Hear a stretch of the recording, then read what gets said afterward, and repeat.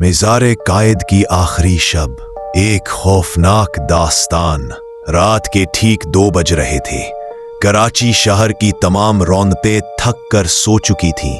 सिर्फ चंद आवारा कुत्ते और रात की गश्त करने वाली पुलिस वैन की दूर की आवाजें उस गहरी खामोशी को और भी डरावना बना रही थी। लेकिन इस तमाम खामोशी के मरकज में एक ऐसी मशहूर जगह थी जो दिन में आज़ादी का फख्र होती है और रात में एक खौफनाक राज की अमीन बन जाती है। ये जगह थी मज़ार कायद। हमारी कहानी 3 दोस्तों के गिर्द घूमती है। अहमद, जो हमेशा बहादुरी के दावे करता था, सलीम, जो साइंस और मंतिक पर अंधा यकीन रखता था, और आयशा, जो सुकून से देखने में कमजोर मगर सबसे ज्यादा हिस्सास और छठी हिस्स की मालिक थी। इन तीनों ने एक बेवकूफाना शर्त लगाई थी। रात के ठीक 3 बजे मज़ार कायद के अंदरूनी हिस्से में दाखिल होकर मीनार के साये में 1 घंटा गुजारना। एक पुरस्रार दाखला आधी रात के वक्त, ऊंचे सफेद गुंबद पर जब चांद की फीकी रोशनी पड़ रही थी तो ये मज़ार जितना शानदार लग रहा था उतना ही सर्द और वीरान भी महसूस हो रहा था। वो दीवार फांदकर बागीचे में दाखिल हुए। घनी झाड़ियां अजीब वो गरीब साए बना रही थी, जैसे कब्रें हाथ फैलाकर उन्हें अपनी तरफ बुला रही हो। देखो, मेरा ख्याल है हमें वापस चलना चाहिए, आयशा ने दबी हुई आवाज में कहा। उसकी आवाज में खौफ के साथ साथ एक गैर मरी तंबीह भी थी। सलीम हंसा। अरे आयशा, ये जिनाह का मज़ार है, कोई चुड़ैलों का अड्डा नहीं। ये सब तुम्हारे वहमी दिमाग की कारस्तानी है।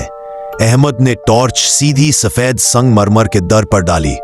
चलो जल्दी करो, 3 बजने में सिर्फ 10 मिनट बाकी है। जब वो संगमरमर के चबूतरे पर पहुंचे जहां बानिए पाकिस्तान की आखिरी आरामगाह थी, तो हवा का एक तेज झोंका आया। ये झोंका इतना सर्द था कि उनकी हड्डियों तक में गोद गया। हालांकि मौसम सर्दियों का नहीं था। चारों तरफ मुकम्मल खामोशी थी। जैसे ही उनकी घड़ी पर 3 AM का हंसा जाहिर हुआ, एक अजीबो गरीब वाकया रूनुमा हुआ। मज़ार के अंदर मौजूद मीनार से, जहां अमूमन तिलावत की आवाजें आती हैं, वहां से एक भारी और सुस्कियों भरी आवाज सुनाई दी। ये कोई इंसान की आवाज नहीं थी। ये ऐसी आवाज थी जैसे कोई सदियों से रुका हुआ गम बाहर निकल रहा हो। सलीम के हाथ से टार्च छूट गई। ये क्या था? उसकी आवाज हकलाने लगी थी। मंतिक का देवता अब कांप रहा था। मैंने कहा था, आयशा ने तकरीबन सरगोशी में कहा, यह जगह सही नहीं है। फिर मज़ार के मरकजी दरवाजे के बिल्कुल नीचे, जहां रोशनी नहीं थी, उन्हें एक सफेद साया नजर आया। साया लंबा होता गया और उन्होंने महसूस किया कि यह कोई आम साया नहीं बल्कि एक पतला इंसानी ढांचा खड़ा है। तुम यहां क्यों आए हो? आवाज दूर से आती हुई महसूस हुई, लेकिन उसकी गूंज उनके कानों के पर्दे पाड़ रही थी। संगे मरमर की सरगोशियां। अहमद, जो अब तक बहादुर बनने की कोशिश कर रहा था, उसका रंग पीला पड़ चुका था। उसने हिम्मत करके टॉर्च उठाई और उसे उस साए की तरफ फेंका। रोशनी पड़ते ही वो ढांचा तेजी से मज़ार के अंदरूनी दीवारों की तरफ फिसल गया। अहमद चलाया और वो तीनों मरकजी सीढ़ियों की तरफ भागे। भागते हुए आयशा ने अचानक अपने कदम रोक लिए। उसकी आंखें मज़ार के इर्द गिर्द बने हुए संगे मरमर के सतूनों पर जमी हुई थी। सुनो, उसने खौफ से कांपते हुए कहा। अहमद और सलीम रुक गए। उन तमाम सतूनों में से एक के अंदर से नरम मगर वाज़े सरगोशियां आ रही थी। ये सरगोशियां ऐसे लग रही थीं जैसे कोई पुरानी गैर मुल्की जबान में बात कर रहा हो। जैसे ही उन्होंने करीब होकर सुनने की कोशिश की, सरगोशियां अचानक उर्दू में बदल गईं। हमें सुकून नहीं मिला, हमें यहां दफना दिया गया, हमारे ऊपर ज़ाहरी लम्हा। जैसे ही सलीम तेजी से बागीचे की तरफ भागा, एक खौफनाक चीज हुई।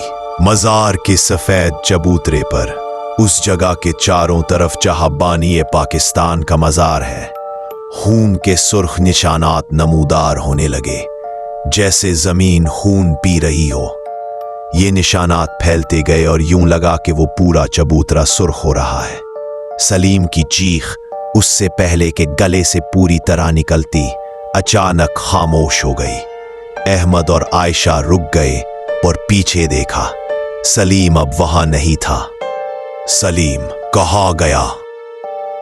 अहमद ने तकरीबन बेहोश होते हुए पूछा।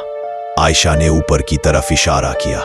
मजार के सबसे ऊंचे हिस्से पर सफेद गुंबद के साथ सलीम का तारीक साया बहुत आहिस्ता से लेकिन पूरी तरह से सफेद पत्थर में जज्ब हो रहा था। आखिरी लम्हे में उसकी आंखों में वो मंतिक का देवता टूटकर खौफ की भीख मांग रहा था।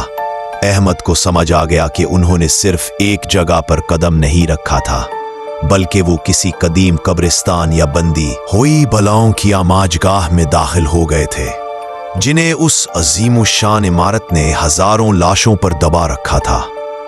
भागो! आयशा ने अहमद का हाथ पकड़ा और वो अंधेरे में भाग खड़े हुए। उस दिन के बाद वो कभी भी नहीं आए इस जगह पर। क्या आप ऐसी कहानियां सुनना चाहते हैं तो सब्सक्राइब करें और अगली जगह का नाम कमेंट में बताएं।